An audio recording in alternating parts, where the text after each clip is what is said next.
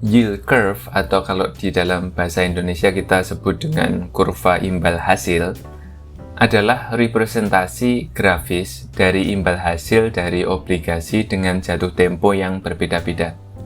Perhatikan gambar di layar Anda saat ini adalah bentuk umum dari normal yield curve.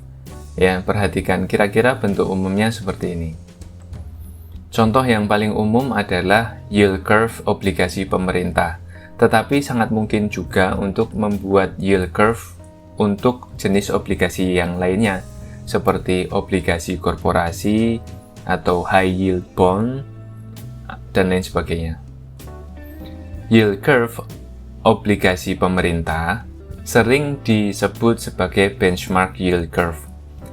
Panel yang sebelah kiri di gambar di layar ini menunjukkan kurva ini, ya, kurva yield curve dari obligasi pemerintah ini untuk pemerintah Amerika Serikat per 4 November 2019 ya.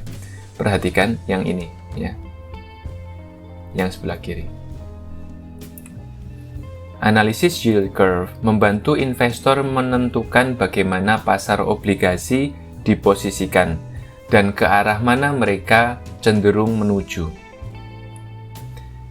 Jenis pengetahuan ini tentang yield curve ini dapat membantu Anda untuk memahami di mana kita berada dalam siklus ekonomi, ya, bersama dengan apa yang kemungkinan akan terjadi pada fase selanjutnya. Ya, perhatikan gambar di layar ini adalah siklus ekonomi, ya.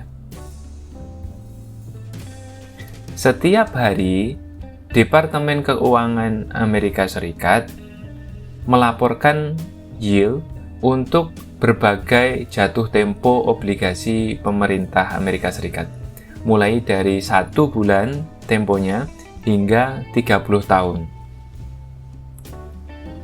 Tabel di layar ini menunjukkan tingkat yield atau yield rate untuk awal November 2019. Kira-kira bentuknya seperti ini.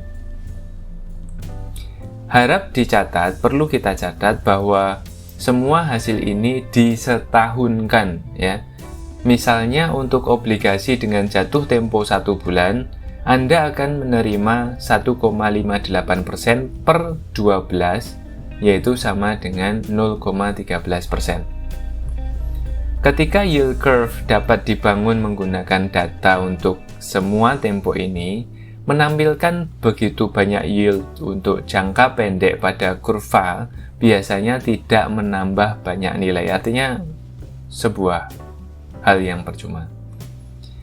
Secara umum, yield curve akan menghilangkan banyak yield jangka pendek. Sumbu vertikal dari grafik yield curve menunjukkan hasil atau yield, sedangkan sumbu horizontal menunjukkan jatuh tempo obligasi. Perhatikan grafik yang sebelah kiri, ya. Ini bisa disesuaikan ya, terkait dengan grafik ini.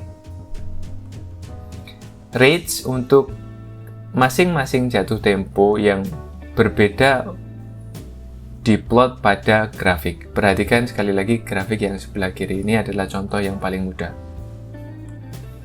Yield curve itu sendiri adalah garis yang menghubungkan masing-masing yield rates pada grafik.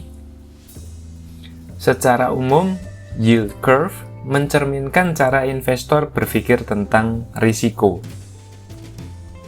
Dalam situasi normal, seseorang akan mengharapkan untuk menerima kompensasi atau kita sebut dengan yield ini yang lebih tinggi untuk jatuh tempo yang lebih lama.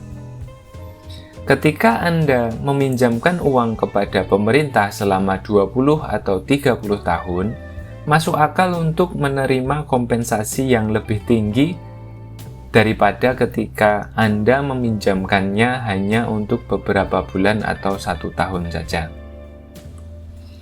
Yield curve mencerminkan yield atau imbal hasil untuk jatuh tempo yang berbeda dengan cara yang sangat intuitif.